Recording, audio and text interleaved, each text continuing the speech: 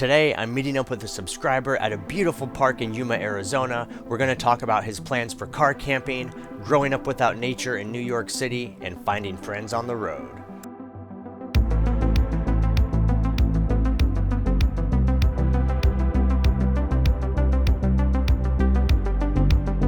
Hello friends, it's Nomad Brad coming to you from my box truck, and I'm just leaving Van Aid 2024. It was a great experience. Was able to help out a lot of people with their electrical systems and their solar systems, and made a bunch of new friends. It was a really good time. Happy that I was able to join, and I'll definitely be going back next year. And so now we're heading back into Arizona to downtown Yuma. We're gonna meet up with a subscriber who messaged me and said he lives in Yuma and he's trying to get into van life, and he has some questions and he wants to see my van.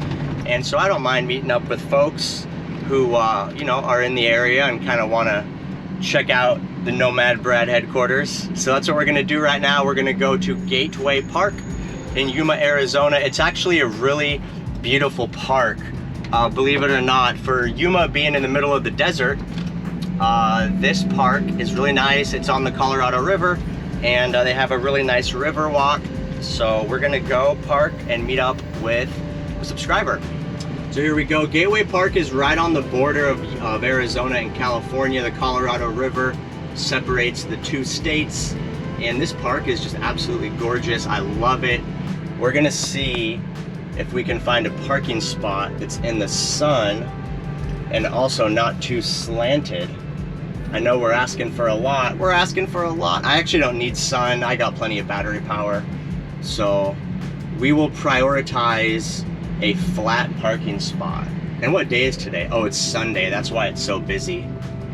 It's Sunday. Everybody is out doing their weekend activities, taking the kids out, doing all that stuff. Here he is. Here he is. Let's see what we got. I guess we'll just try to park maybe right here. Hey, what's going on, man? How's it going? Good, how you doing? All right, hanging in. Good, I'm Brad, of course, you know me. King, yep. King, nice to meet you, man. Yeah, thank you for taking the time to meet me and show me your rig and everything. Of course. This is my first time actually coming here. Is it really? Yeah, I just moved over here from New York. Came over because I'm helping out one of my family members. She isn't really doing so well, so. Okay. So, yeah, I just came over here a couple months ago, and like I said, I haven't been to this part. I don't have wheels yet. I'm getting them hopefully soon. Okay.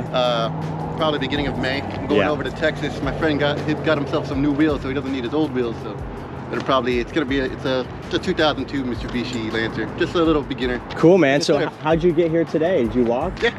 Oh, nice. 5 miles. Oh, 5 miles. Yeah, not bad. Okay, cool, I'm from man. New York. You're used to walking. walking. Oh, everything's walking in New York. Right. Were you like in the city and down in the mix of it? No, I was in Queens, but I used to go to the city all the time with my friends. So yeah. I'm used to it. But I got you something. Okay. Wow. I saw your last video. Okay. And I wanted to courteous. My parents always told me if you're always going to somebody's house, you know, always bring something with you. Yeah. You know, a bottle of wine, whiskey. I don't know. You know, I don't know if you drink or anything. I didn't bring that. Okay. But I got you a little something. I'm not a big drinker, so I appreciate that. What do we got, man? Some white out. Oh, dude. For your little. You watched my live. Yeah. Yeah. Was it?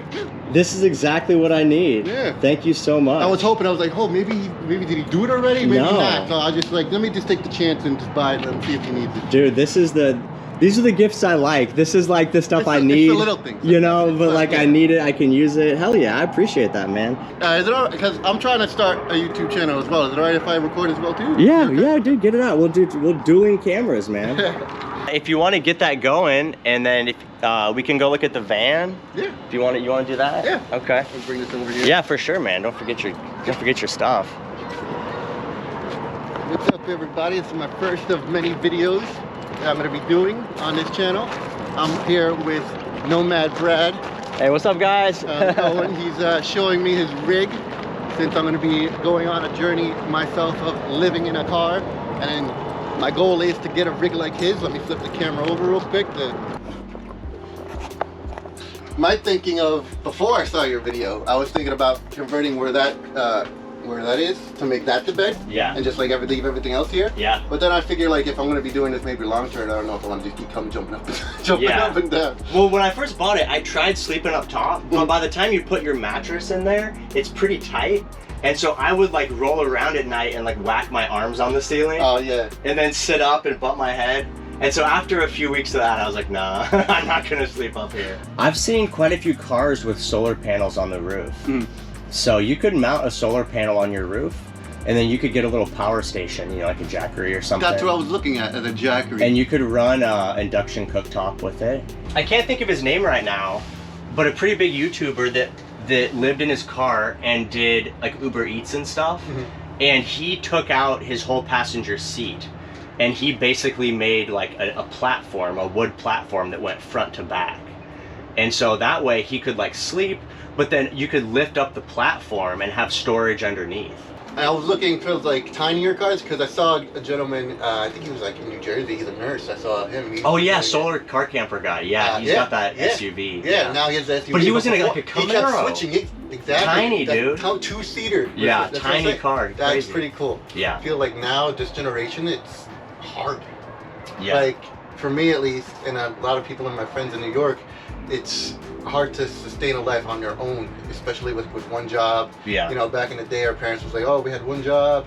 You know, mom, dad had a job, but then you could pay for that one house, couple cars. Yeah. Just working in a factory. You could barely do that. Exactly. Yeah. And you could barely do that now. It's just, you could barely afford a house, you know, or a place to rent, you know, nowadays. And I saw really a funny TikTok last night, and this guy says, you know, when I was like in like 1996 or something, he was making $15 an hour, and a jumbo jack used to cost him $1.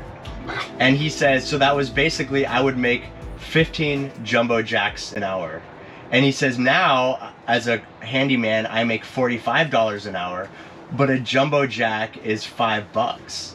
So he's like, now, you know, I'm only getting like 8 jumbo jacks an hour. So that kind of shows you how like inflation works, right? And how that's like a really easy way to understand the difference in, and that was 94. So like our parents, they were a decade or two before that. So it's easier to understand how the money is worth less these days. So that's why, like, what made me want to like start traveling and like live out of my car. And like I said, I lived in New York my whole life. You know, I've been there, and I want to just travel. Like, I want to see other places. Like, coming here because of my family member, it just opened up my eyes to like, there's other places in the world that you can see. Yeah. Right? I'm still young, you're still young, man, Yeah. too. Like, not a lot of people could say that I've traveled through all 50 states, or like go to a different country and travel there too. You know, like, Definitely. it's just a lot of people are just stuck in one place, and it's sad. And it stinks, like, you know, because, you know, like how, like I said, the money at the moment, not a lot of people have a lot, and they can't really just go up and go, like, you know, like, because they got to pay the rent and all that and make sure everything's all right. And, yeah, so for me, I was in a similar position where I was just working a lot, and I was making decent money, but I had all the stuff, you know, that's expensive. You know, like I had a house and cars, and so I was just working all the time to pay the bills. So even though like I had stuff and money, I was like, I had no time. And so I went to Target one day and I bought like just a whole bunch of random camping stuff, and I drove out to this lake for the weekend and just had this pretty comfortable, this is before I even knew about van life, but pretty comfortable little setup. And I was like, man, this is pretty nice. And then it was harder for me to go back to work. And then the more that I did that, the more I realized I don't need all the house stuff. Like, I don't need all these things to like live and be happy.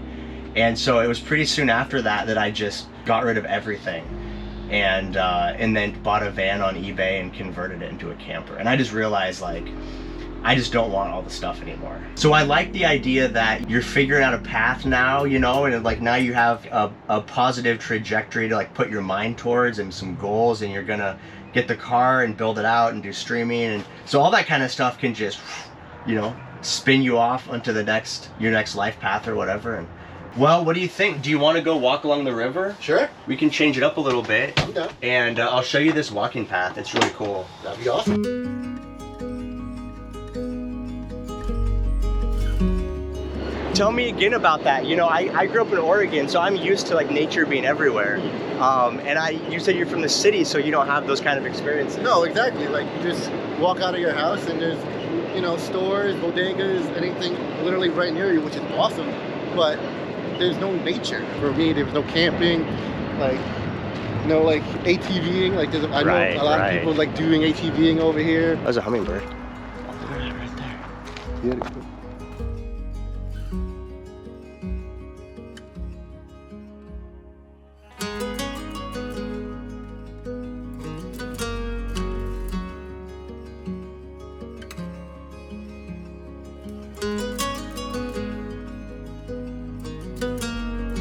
So we can go up here to the left, and this is kind of a little spiral, and then it has a lookout on top. Ooh. This is probably not going to be the last time I see this, but thank you again for taking the time. Oh, of course, man. Yeah. This is a whole new chapter in my life. It's like, so I'm nervous and excited at the same time. I've enjoyed the lifestyle a lot, and so I like to share that with other folks and encourage them. You know, if they're feeling like it's a lifestyle they would enjoy, then I encourage them to go for it. Because you can always go back, but if you miss it, you can't ever experience it, you know? So at least try it out. I'm curious if they have any, I don't know too much about car life, but I'm curious if they have any like car life meetups or, you know, any like... See, that's what I was looking at. Roll together, you know? Like that'd be like a little car gang, you know? I saw one kid on Instagram while I was just scrolling. He was living in his Ford Focus, I think. Okay. Now he's just traveling with like other people, like you just said, like he made a community, and he found other people, and now like they're just traveling together. Because I mean, that's kind of cool to have like a caravan, you know, of all your homies, and you're just rolling around and helping each other. Kind of out. like a biker gang, like kind of bike, you know. But you live in it. Yeah, I mean, it's not a bad idea. No. Yeah. So I think I think a lot of there's like two types of car living people. It seems like there's, you know, ones that really want to travel, but then there's also ones that are just in a city and they're just doing it because it's more affordable, and so they travel around the city, but they have a job or something, so they don't like leave and go that far. So just like the solar the solar guy, yeah, solar, like he solar you know, camper. He's a nurse and he works over there, but he still travels over there. Yeah. So you know, there's probably multiple different types of communities and groups you could tap into, but it would be cool to see something like that pop up, because even like with van life and stuff, usually you'll like meet people at a destination and camp for a while, but then you'll go your own way. Exactly. But it's like, if you're in a city and you're all kind of living in that city, then it's like, well, you could all kind of just roll together, and it'd be kind of cool. I like that. No, yeah, I like that too. It's not a bad deal. So we made it back to the van, just went for an awesome walk down along the river, and I wanted to just thank King for reaching out and, you know, sparking this meetup. I always love meeting subscribers and people that are interested in this lifestyle. It was really great to meet with King today. Here's my plan. I'm hoping that everything works out for him. He's able to go to Texas in just a couple weeks, get this Mitsubishi Lancer, bring it back to Yuma, and then I would love to help him with the build out process, see what we can do about putting a solar panel on the roof, adding a power station, a refrigerator, a little sleeping platform, get this car camper all decked out. Now, I've never done a car build before. I think it'd be really fun. What do you guys think? Is that a video series you would watch along with me, building the car camper with King? Let me know in the comments.